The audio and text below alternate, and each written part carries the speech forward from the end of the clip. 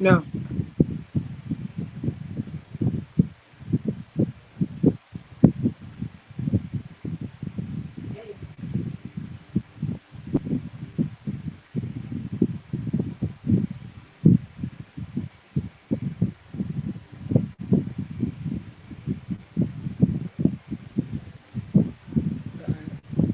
You're good?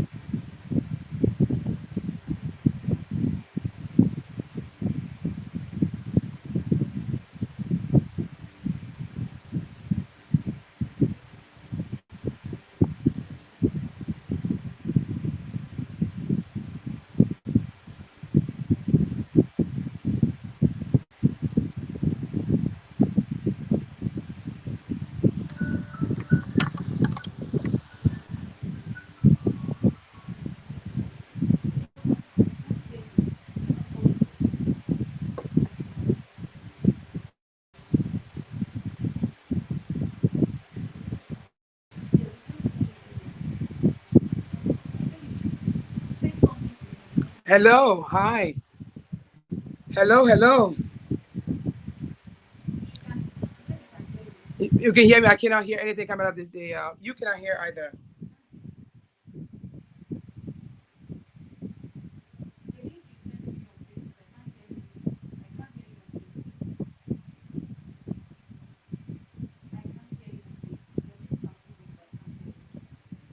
And my microphone is on. I'll turn it off and put it back on.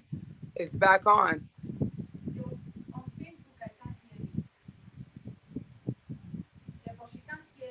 No, there's no sound coming out of the record out of the video. There's no sound coming out of the video.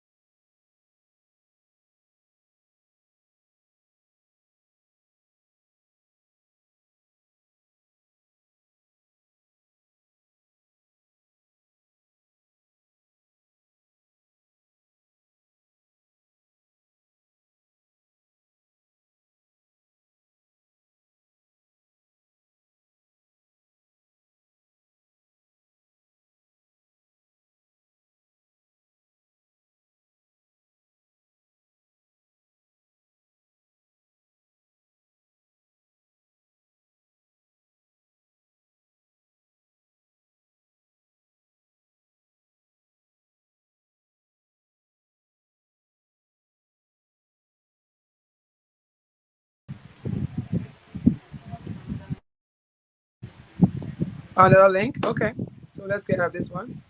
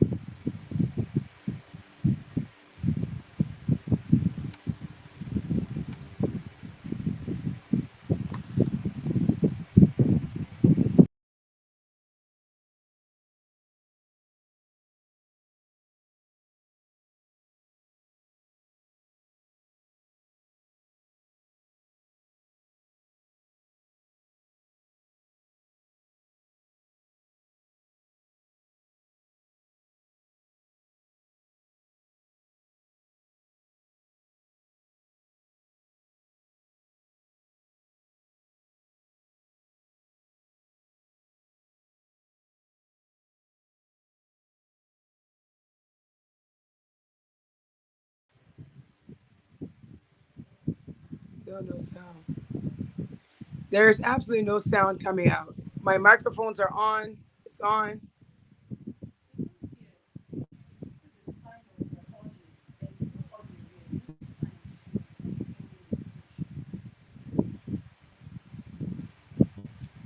There's no sound.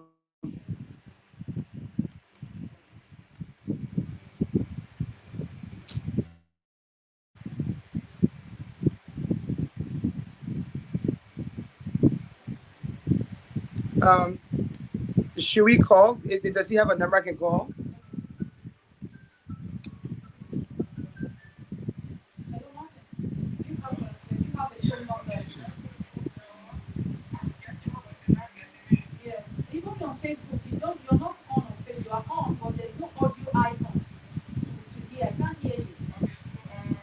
I'll call him.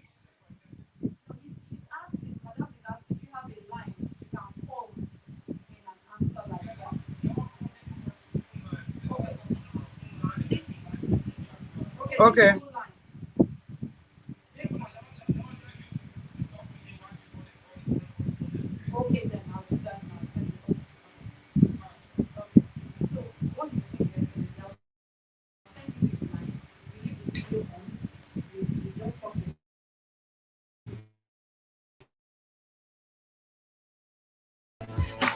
Madam Cooper, are you getting me now? Hello? Are you getting me Okay. now? Okay, I think it's much better now. Let's try to go straight into this interview. Madam Cooper, are you there? Good evening. Hello? Okay, well, technology is not making this possible, but she's watching me and I'm watching her as well. For those of you viewing on our Facebook live feed, she's there, but she's struggling to get us on today. So we are there hoping to talk to her live. Let's make some adjustment again. Oh, Editor Smith, I do miss your presence here.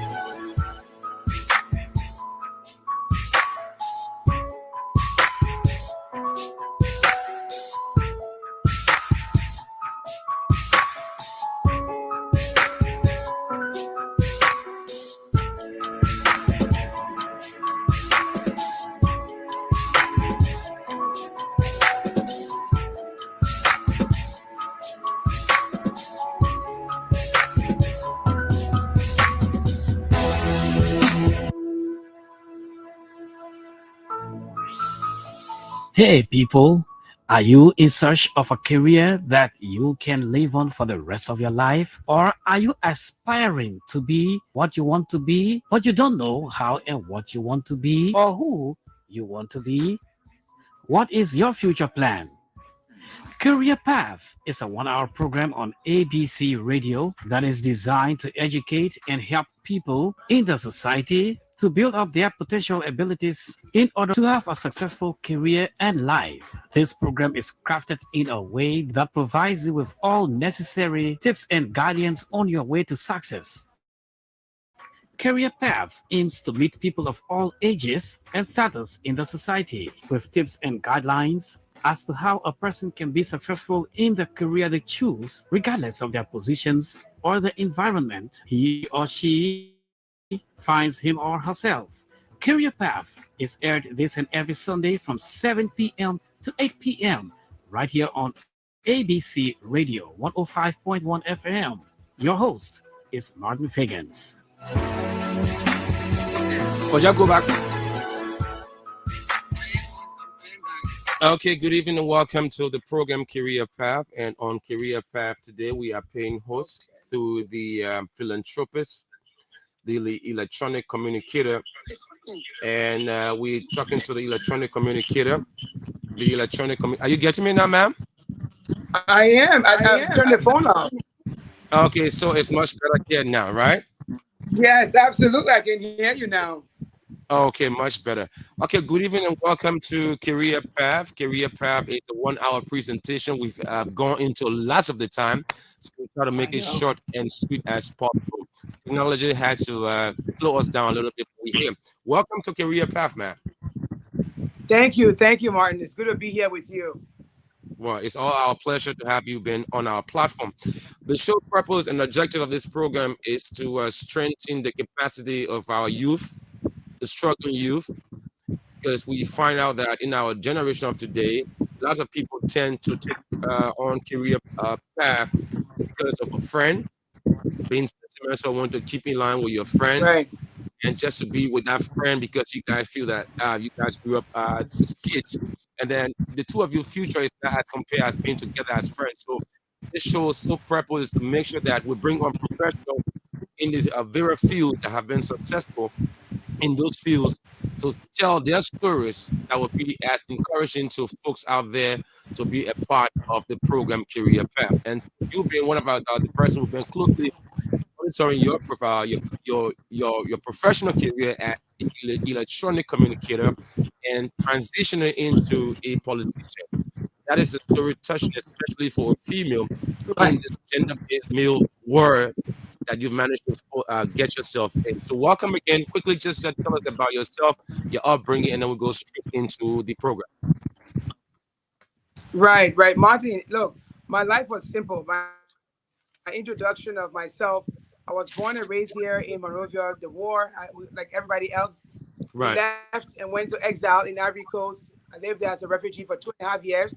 And then eventually, I was lucky enough to have gotten a scholarship, well, actually not a scholarship, for a visa to go to the United States. right. And when I got to the United States, I was living the worst. Can you hear me, Martin? Just I am hearing you perfectly clear and sure. So are my audience. Are Okay, you very there? good. And so Okay. I'm there. I got an immigration visa to go to the US. When I Mm, got to the US, I was so poor. My mother was poor. My whole family was poor. And when I took a look at my circumstances, I tried to figure out what's the next step. What do I do? right, How am I going to create this life for myself that I wanted? And so, long story short, I got enrolled into a public school there, government school. right, And right, after the government school, I got a full academic scholarship to go to any college of my choice. And so I quickly enrolled right, in the College of New Jersey, where I got my electronic communications degree. I did my 4 years there, made some wonderful friends, joined a sorority. Of course, I didn't complete the sorority because it was just not my passion. But what my passion was helping others, helping others. Although I major in electronic communication, but my right, passion was helping others. So um, that was my beginning. And after university, I was hired to go work in a corporate firm in New York. I became this New York City girl. I started to make lots of money with the job I was doing, made some really great friends and great contacts. And then I started, right, and out of passion and research, I started what is called now the Magdalena Cooper Foundation. I was working right, first for volunteering for Amnesty International. I was volunteering right, for a lot of social causes. And right. so, but my passion was those social causes. And so eventually, I started to take a sabbatical from my job to continue more in the philanthropic direction. And I Okay. realized that was something I was called to do. Okay, that brings us to our first question. How can a person identify a career path in case they've not identified what they would like to be, unlike you that identify that? What do you think? How can a Your person passion, identify? it has to be. Yeah, go ahead. Oh, sorry, Martin. I think there's a delay. Sorry. Yeah. Your passion, passion. You have got to know what you love to do. And what you love to do has to be more than just yourself, benefiting yourself. If you find something that you really like to do, and that Mm-hmm. thing that can help make money, that will eventually becomes your your career path. You have to like what you're doing. If you don't like what you're Okay. doing, just there for one thing to make money, that which is fine as well. For some time in your life, you Mm-hmm. can make money. But then after 40, 45, you start looking for that thing that makes you feel like you have a reason for being on this earth. And so Okay. passion, I realized my passion made me feel like I had a purpose on this earth. Okay. So, what did you do to identify your career path that you can show to some other people along struggling? Those ones thinking that I'm going to college because Martin goes to AMU or Madam Cooper goes to AMU. She's my longtime childhood friend. But what was the difference between you and those people today that you identify your true calling as the path you choose? I'm definitely on the path of my true calling. I knew I was put on this earth to make other people's lives better. And Right. so, of course, as a young woman in my 20s, I went to college. My mother wanted me to major in engineering or Okay. nursing, and I cannot do nursing even if they had lots of money. I Hmm. had no interest in building things. I like to build institutions, but I don't like to physically be in charge of building buildings. And so I knew Right. what my mother wanted me to do was not something I really had passion for. And so when I went to Okay. college, of course, I was like many students. I was like many students that just picked the thing that'll make your parents happy. But Right. I did. I wanted to do journalism. Imagine, I Mm. actually wanted to major in journalism. My mom says no. So I said, "What about fashion?" She says no. So I went to college and I said, "Look, electronic communication sounds like engineering. It will make my mom happy." So that is the reason why I never actually worked in my field. I Okay. never did. And Okay. after college, I was recruited by a corporate firm to go work for the investment group that invested in different companies. And so Okay. I realized one thing in that company I like to do. They invested in fashion houses. I love clothes. I love beauty. I love fashion, and I love making money because with Okay. money I could help others, and that was my true passion. So everything I was doing in this corporate firm, it was to make money to help others. And so my mom also, again, because my mom is such a huge, person in my life. She's my role model. And Right. so my mom said, "Why do you give all your money away?" But long story short, to your question, I chose a career path. I mean, a study in university just to please my mother. That was Mm. my career, my choice of college degree. But when I left the university, I started to go University. down a Yeah. road that allowed me to my real calling. Right. And what would you identify as your real career path, Colin? Hello? Are you there? Okay, well, we trying to get her back here. The Investment. technology I is love I in. love the idea of investing in projects. Yes. Can you Okay, hear me, Martin? I am hearing you. We have a Yes, 10 to I'm here, 20. Martin. Can you hear me? I'm hearing you. Go ahead. Hello? Well, we are struggling to get her back on the line, but let's wherever she is, the network is much better. Are you there now, ma'am? Yeah. So for me, investment is critical to any society. Okay. Okay, so let's just look at the I am transitioning here. period. I am here, Martin. I can see you very well and hear you very well.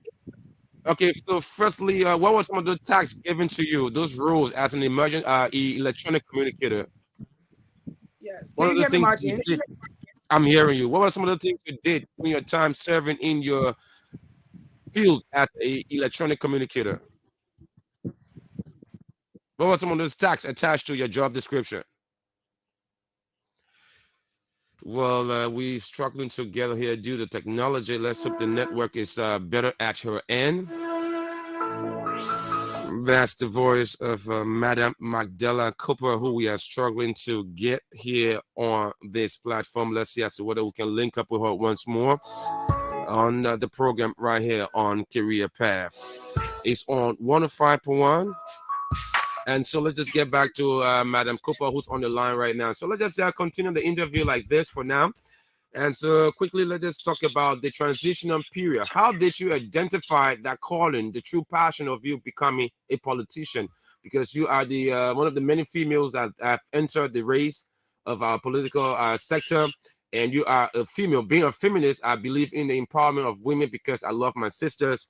I'm the only kid among the only guy among four sisters, so I believe in the empowerment of females. So tell us about the transitioning period. You as an electronic communicator, what turned your minds toward political science today? Well, as I mentioned earlier, Martin, when I left the university, I went to work in a corporate firm, an investment firm, um, invested in fashion houses and brands and other things. Okay. And in that environment, I was able to establish what is known today to be the Magdala Cooper Foundation. Right. And when I established the Magdala Cooper Foundation, I started to see that foundation become the thing I love to do in the world. Okay. Although it didn't pay me money as my job, but I really enjoy helping my country, helping my people to rebuild the lives of young people and women who are coming back, and just people in general who are coming back from being exiled during the war. So that showed me that this is what I was really made to do. Okay. And I still continue my work in investing, but or in the financial world. But I started to realize, okay, so I'm gonna go to Africa. I'm gonna go back to Liberia. I'm gonna go back home. I'm gonna build a school for young people to give them quality education and to provide access to health care. And also have access to housing and jobs. And so I came back home. I started to invest in human capital. I started investing in people, in young people, in women, and the youth. And that, again, that made me feel really good. That I was impacting lives. And that, when I saw that I could just find solutions to our national problems, I thought about politics. I said, well, policies, if we put the right policies in action, Liberia will be a great country. And that has been my fight for 20 years. I came back home in 2005, trying to help find solutions to our problems. And for 20 years, I've been doing that through the charity or philanthropic initiatives. But now I decided to go into politics to push for the right policies so that we can provide the right agencies of government to work on, and give the people the quality of life they need. And so that's how I got into politics, the idea of philanthropy converging into politics. Okay. The time is 24 minutes, climbing up to 8 o'clock. This is a 1 hour presentation and production through the kind courtesy of the Atlantic Broadcasting Corporation, ABC. Career Path bring just successful professionals on this platform to sell their stories, how about they managed to beat the odds to be successful in how they are today. Our guest is the political leader of what's the party name again, ma'am? The Movement for One Liberia. One Liberia, the politician, the philanthropist, the electronic communicator. Ma'am, well, just before I take our next break, that is, what can you say to a person that took up a certain career and feel they have not used their full potential and want to change, or like you that transition from electronic because of your mom, you try to please her, but then you manage to identify your full potential as in giving back and then transition into a politician. Somebody may not be smart as you to have those abilities. What can you say to them if they want to change? I think everyone has to define what they really want in life. And how do one define that? Person, you have to decide whether you just want to work for money, or if you want to work and at the end of your working life, you want to feel like you made a contribution to this world. There's some people who don't care about making contribution to this world. Right. They do it through other people. Right. So I think young people should really decide what is it they really want. Some young people know they want to make money. Okay. And so if you just want to make money, you go into business that will make money for you, or either careers that will give you lots of money. Okay. And then you have to look at your environment. What does the environment provide with that mindset? Okay. If you want to just make money, and you see you live in a place like in a place that doesn't allow you, that doesn't have opportunities for you to just make money, then you have to look for other areas of the world, right? You connect with the right people. Your social network is very important. Who you know help you climb the ladder, right? So if you want to live, if you're a person that feels you want to live a passion-driven life, or purpose-driven life, you go into a different direction. Like me, yes, I made lots of money, but I realized making money was not a big thing for me because I really didn't care much about money. I care more about the impact I had on other people's life. How I can take a starving child, a homeless child from the street, and give them a good, education, access to food, to health care, and move them into university and into the workforce. That to me was more valuable than just making money for myself. Okay. And so I think that young people should decide for themselves. It's not something to be ashamed of. Right. At some point in my young life, I just want to make money. That's all I wanted to do. I had left the war. I came to the United States. I wasn't in my homeland. I was in another land. I saw the opportunity to make money. So I said, you know what? I'm just going to make lots of money. And so I went into a circle, into a direction that just allowed me to make lots of money. Okay. But there's nothing to be ashamed of. Okay. Thanks for that very nice explanation on that. But then what did you do differently that made you successful in the transitioning of one career to another, and that you still find that level of success within another career? What did you, as Madam Mandela Kopa, did differently that a young mind, a girl listening out there who wants to be as you, because you are a mentor and a motivation to lots of folks out there. What did you do differently? Please share those secrets with us. You know, I was always very poor when I was little. From the time I was born, I was very poor. I didn't have a mother. I didn't have a father. I did have both mother and father alive, but they weren't in my life. They were trying to create, trying to create a life for themselves. Right. And eventually, my mother brought me to live with her. And that was the one thing I learned, to be grateful. I was so grateful that at 10 years of age, my mother went back to the village where I was living and brought me to Monrovia to live with her. And so I was so grateful, Martin, Right. Just to please my mother. And that's why you see my mom is I'm so grateful that to have a mother like that. Okay. She wasn't always there for me, but I needed an affection from a parent. Okay. I needed to be with a parent. And so that was the first thing I did. Now, going back into my career, Right. I took that heart of gratitude to the Creator.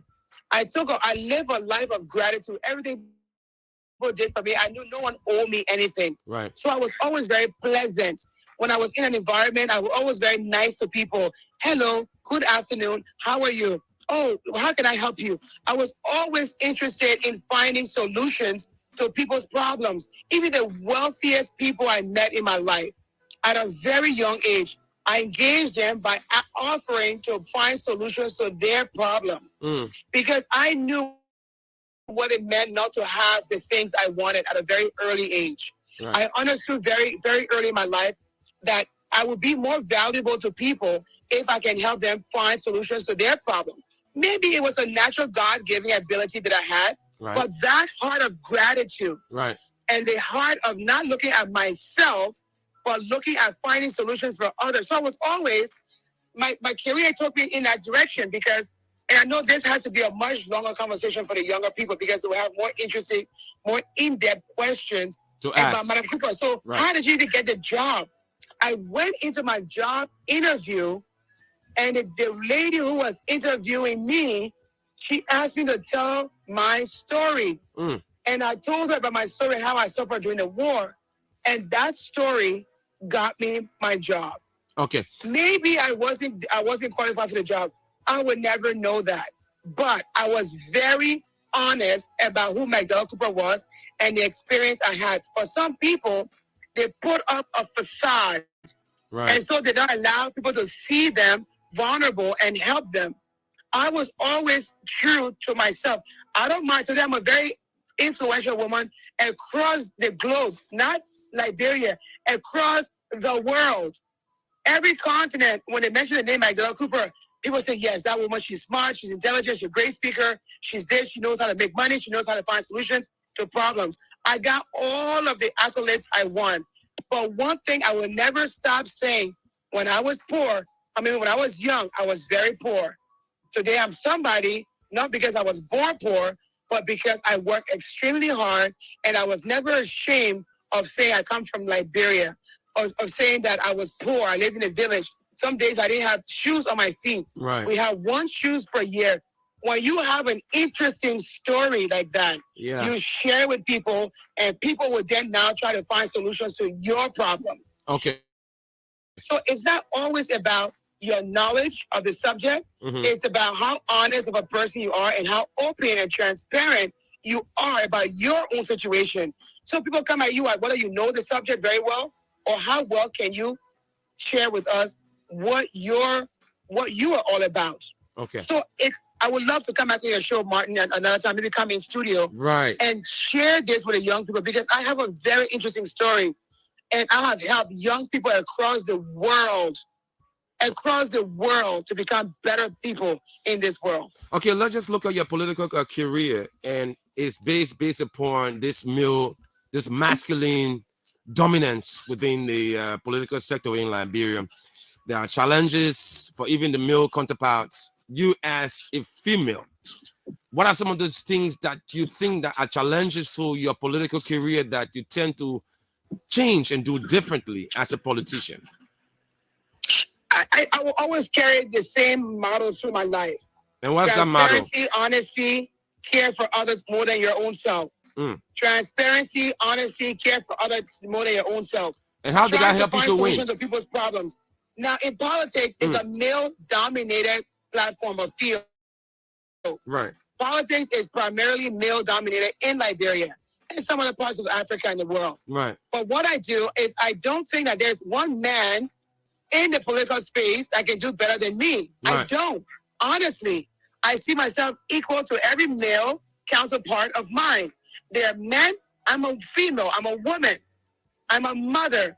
I'm a wife, right? And but also I have abilities and education that is just as good or better than my male counterparts.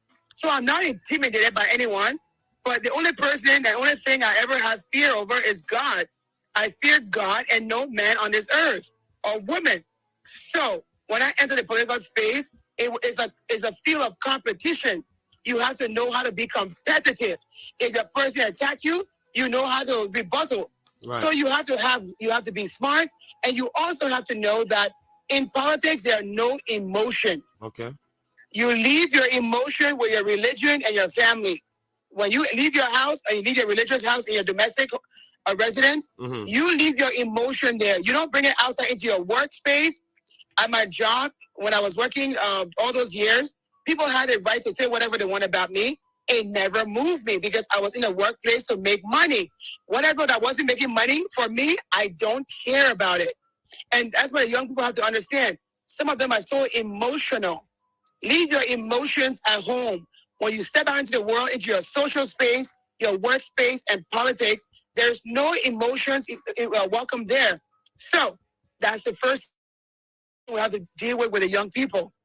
Teach them how to not to be so easily offended. Teach them how to understand when they're in a certain space that they don't matter. But what matters is their performance and what they represent. Sometimes when you're in certain spaces, it's not about you, it's about your brand. The brand McDellar Cooper is a huge brand. Sometimes people see the McDellar Cooper at home with my lapa and my hita and my t-shirt. They say, oh, but I'm here. Okay. With all of the success and accolades you've gathered, what can you, as Madam Cooper, attribute them to? The creator of my existence. I first give glory to the Almighty, and that's the Almighty alone.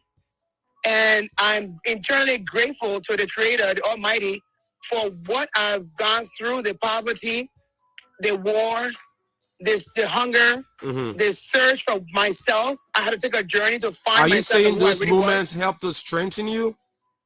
Well, that comes later because you can have the greatest mentor on earth. But if you have not done the job with the Creator in understanding why you are having this human experience, why your spirit was sent down to this earth to have a human experience, and what is your purpose? What is that solution you came to this world to provide?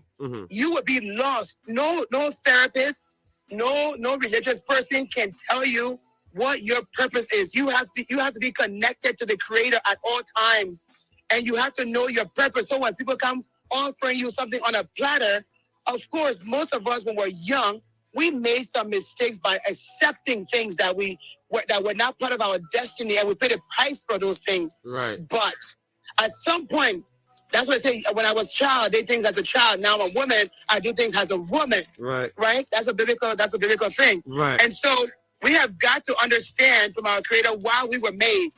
Everybody has to go on a self-discovery journey to discover the answer to that. Okay. Everybody have to. Okay. Career is not going to tell you who you are. But your parents, your husband, your children. You have got to find that with the Creator on your own. Okay. Well, before we bring our final question to you, let's just recap our African proverb. We choose this African proverb based upon your story. The best preparation for tomorrow is to make sure today's work is superbly done. And our career path quotation says, your career will be defined by successes and failures, and your perseverance to succeed. And you've shown those qualities within your professional career and that of your political career.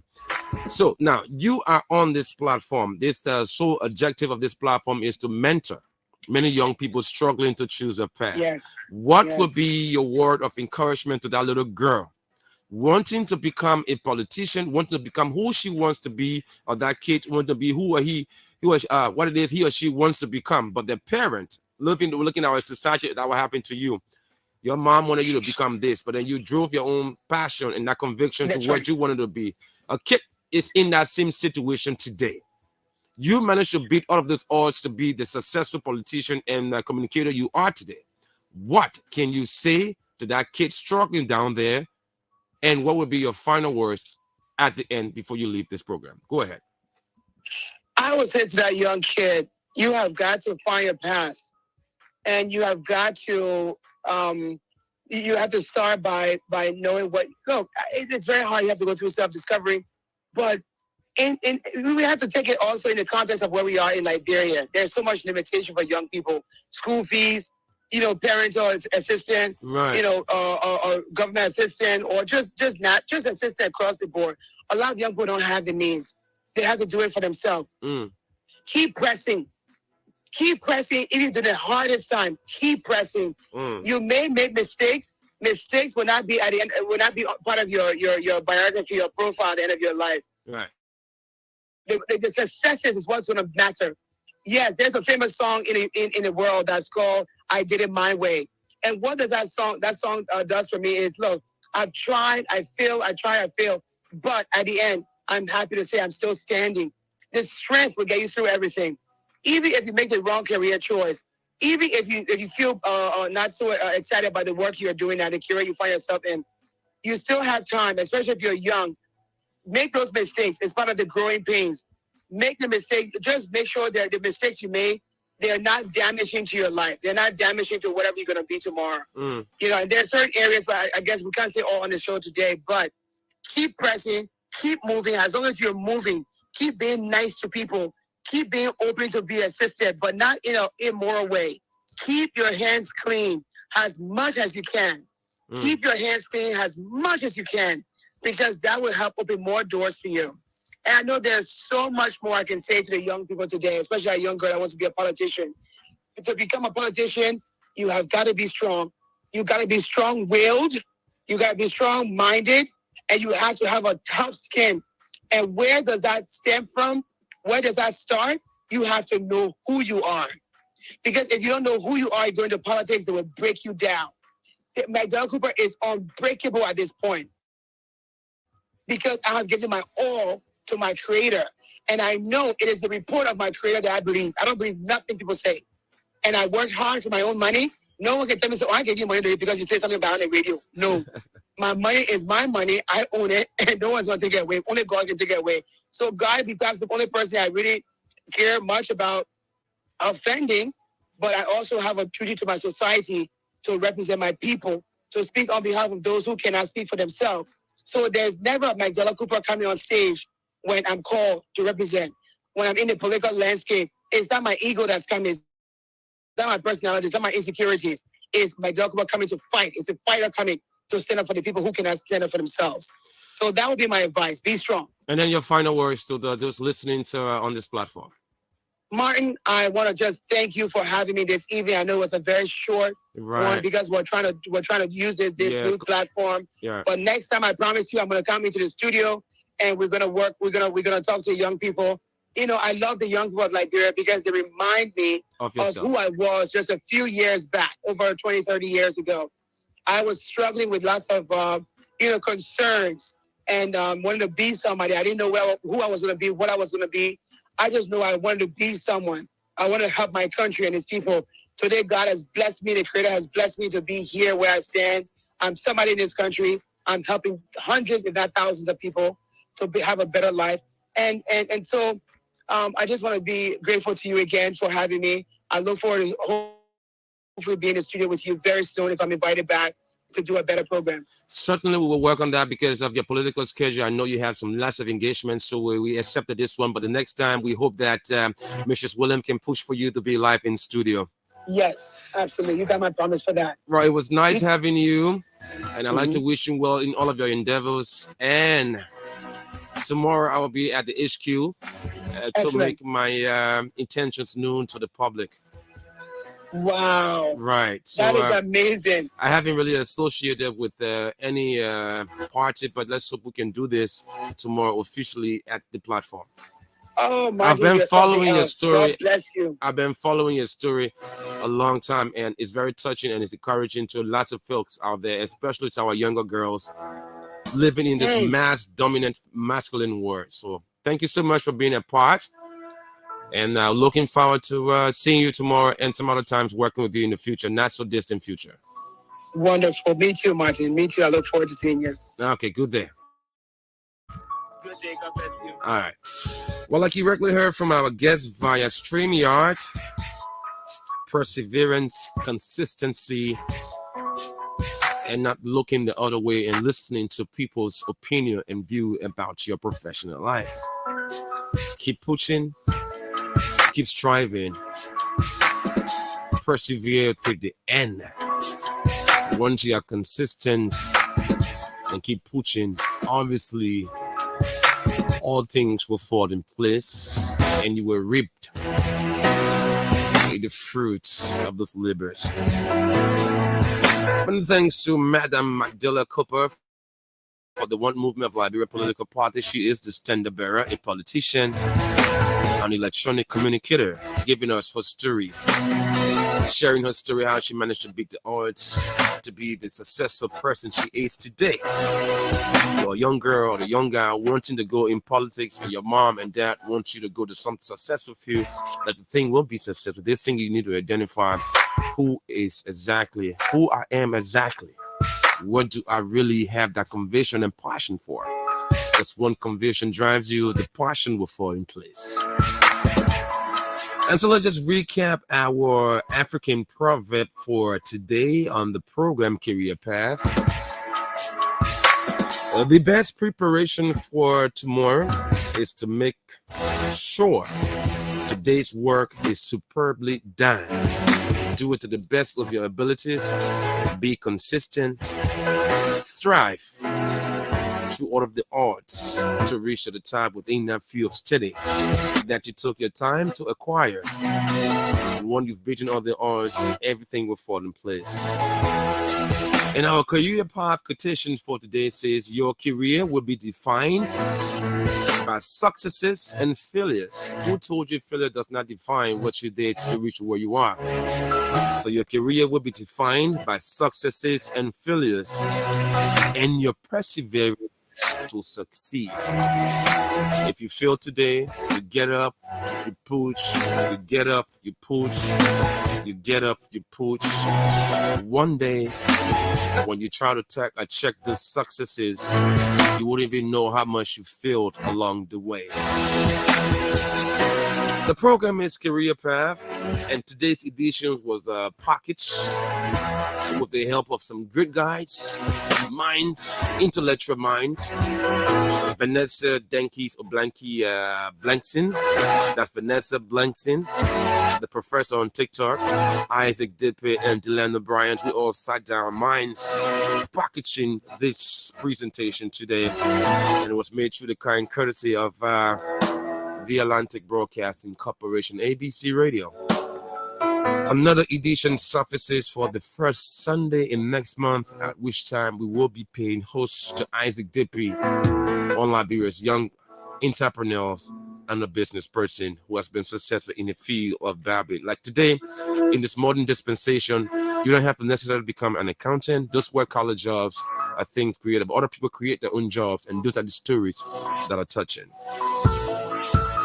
And the following Sunday, second Sunday, we'll be paying host to Councillor Tewan Gangulo, who's going to be here as our second guest next week. Martin Fagans is my name.